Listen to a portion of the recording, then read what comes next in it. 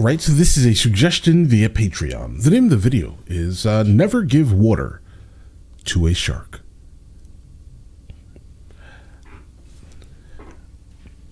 Let's just check it out.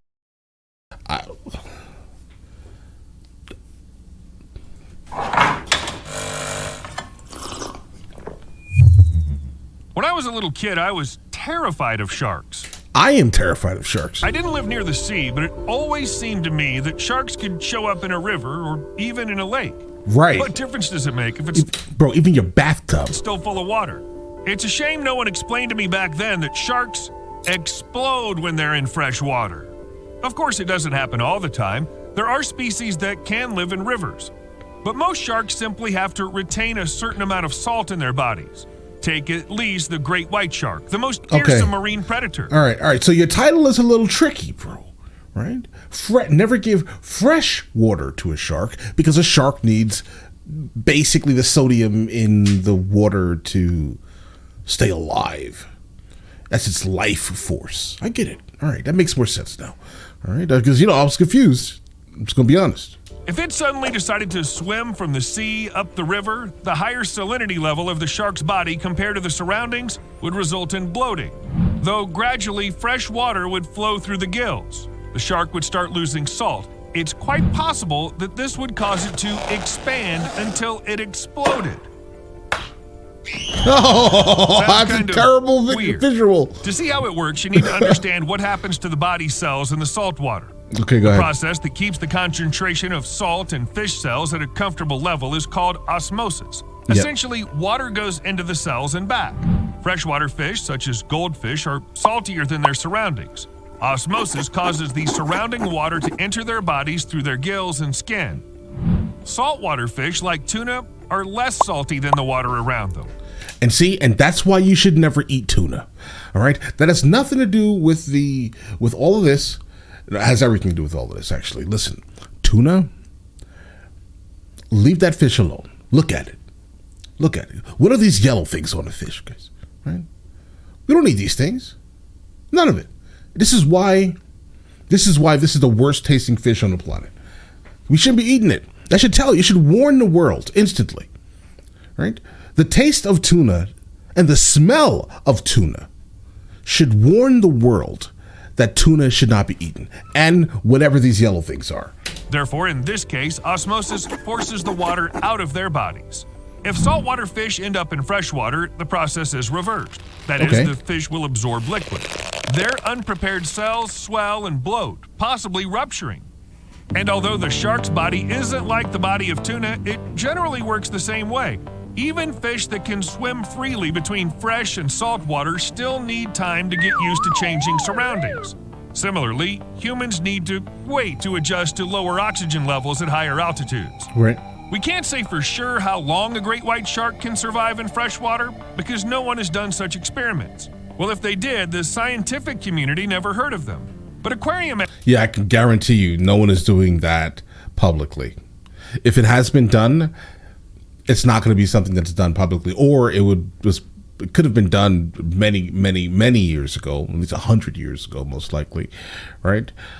Before that organization that should not be mentioned, right, involved itself, right? I mean, don't get me wrong. Obviously, a living creature, a living being, shouldn't be, subjected to, human nonsense unless they're being consumed. A little different, right?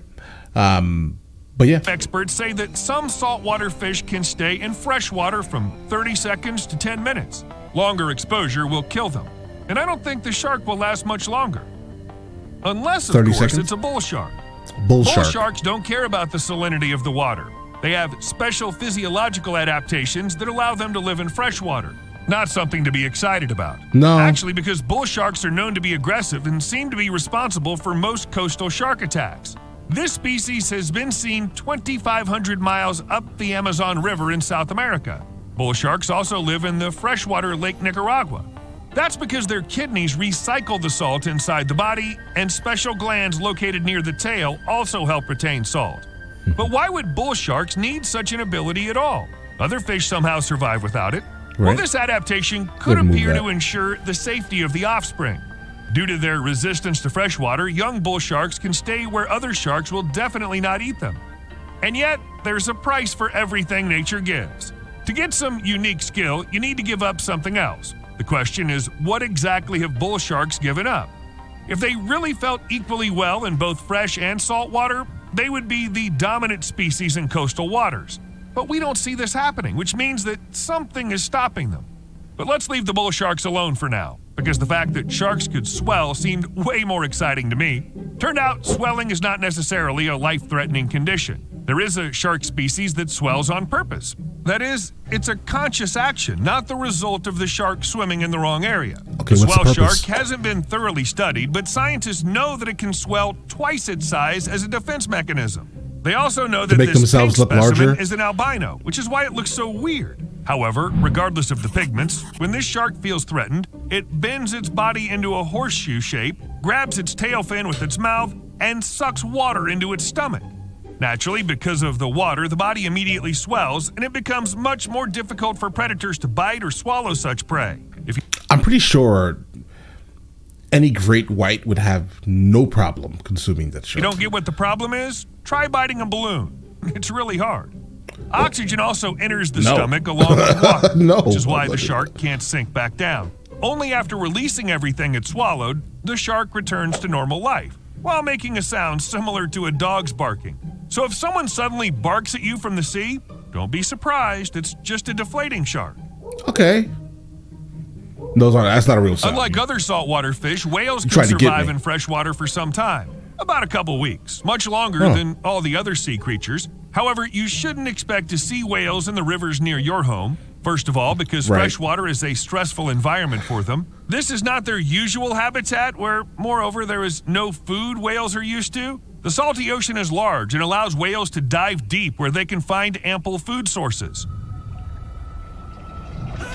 What are they supposed to eat in freshwater? But the ocean is not only a source of food. The water there has special properties. The researchers noted that the usually smooth and shiny skin of whales became irregular in freshwater. And the longer the whale stays in the unusual environment, the worse things get. Skin infections, then ulcers. Why is this happening? Wow. The reason is quite simple. Ocean water contains salts and minerals that help get rid of these infections and heal cuts and Yeah, wounds. it's keeping them clean. The whale has to deal with quite a lot of injuries.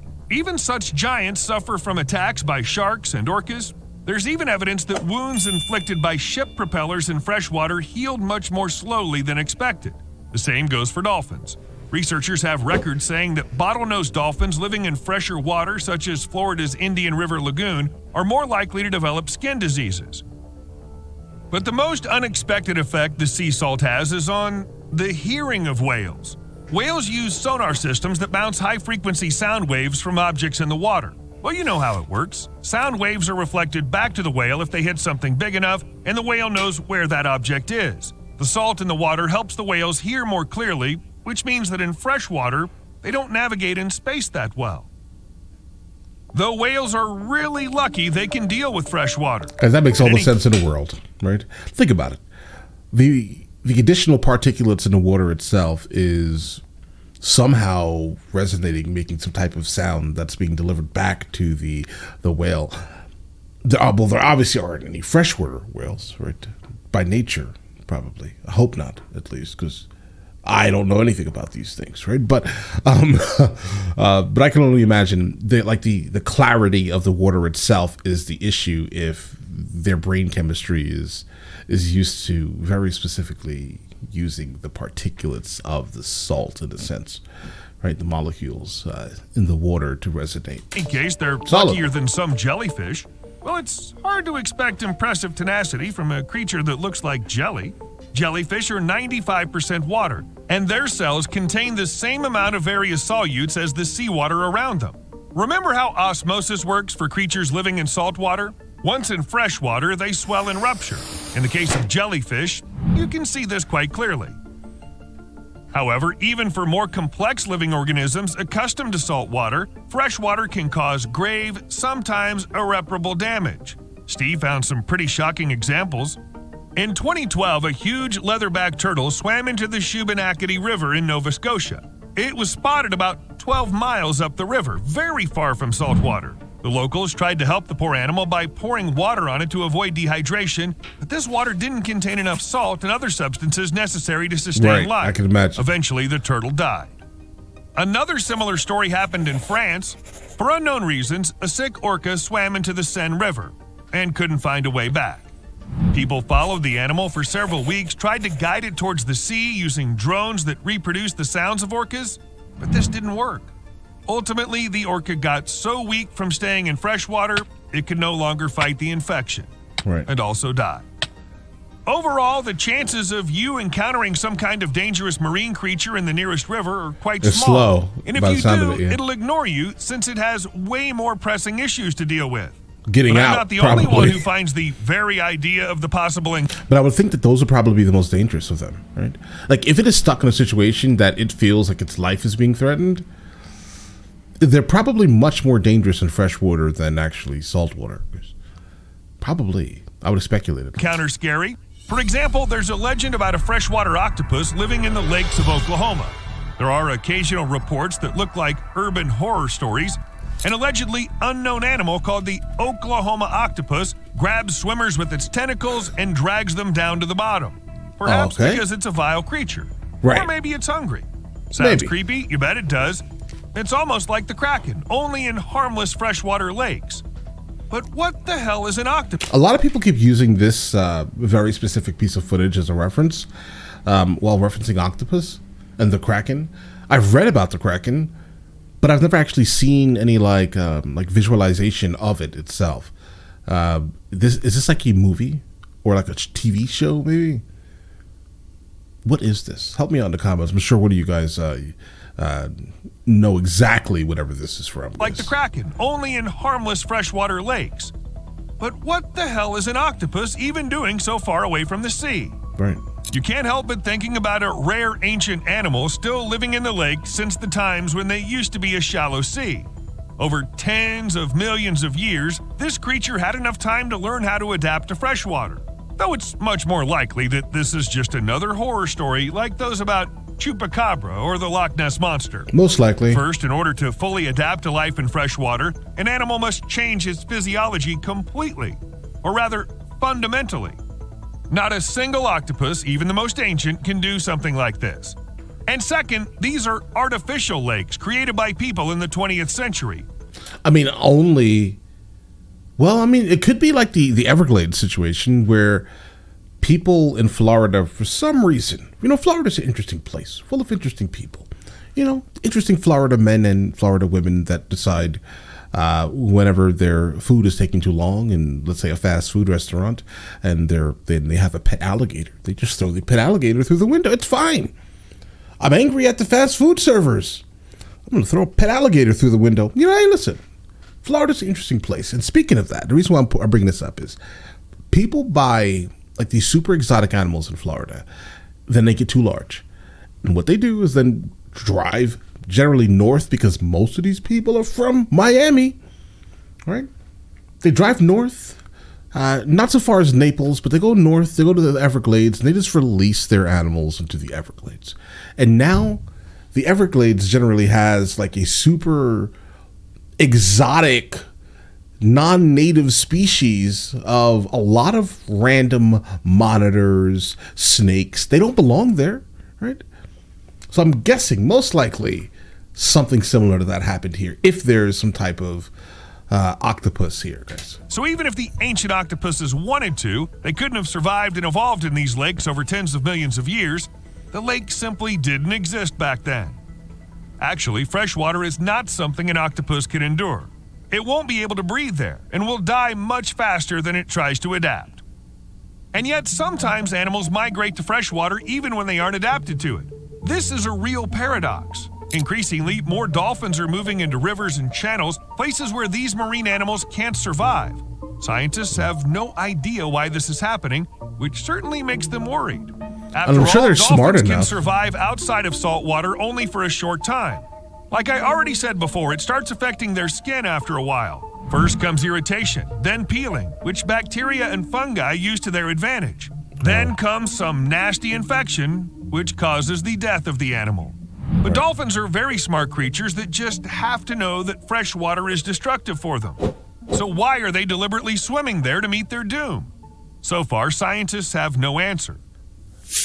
By the way, probably the same reason they decide to go swimming through the Faroe Islands.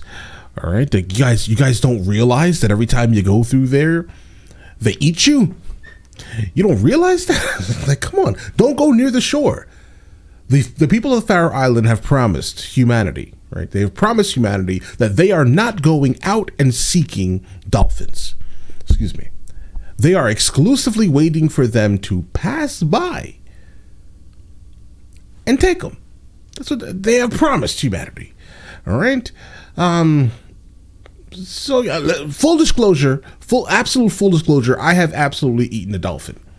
All right. In the Faroe Islands.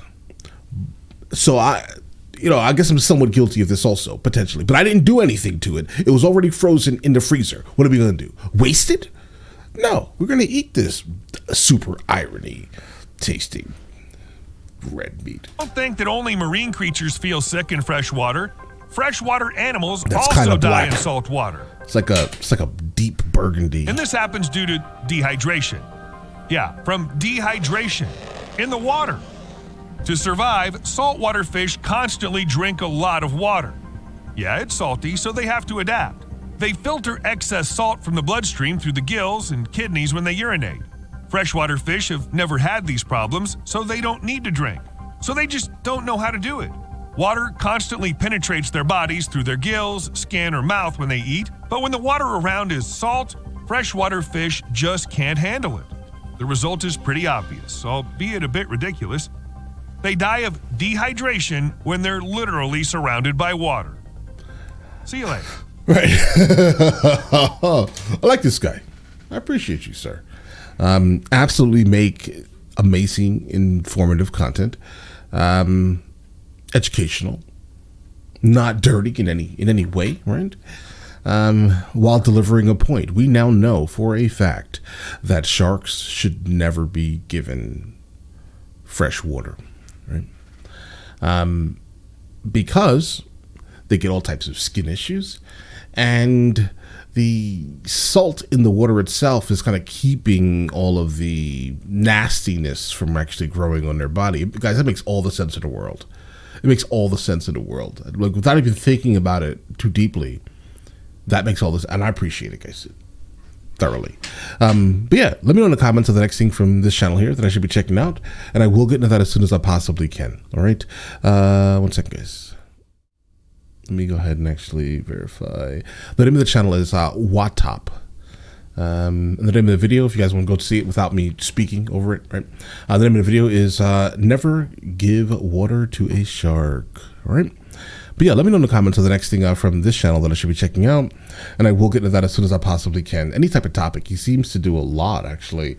So I definitely would like to continue. But yeah, you guys all have an absolutely amazing day and enjoy your day thoroughly.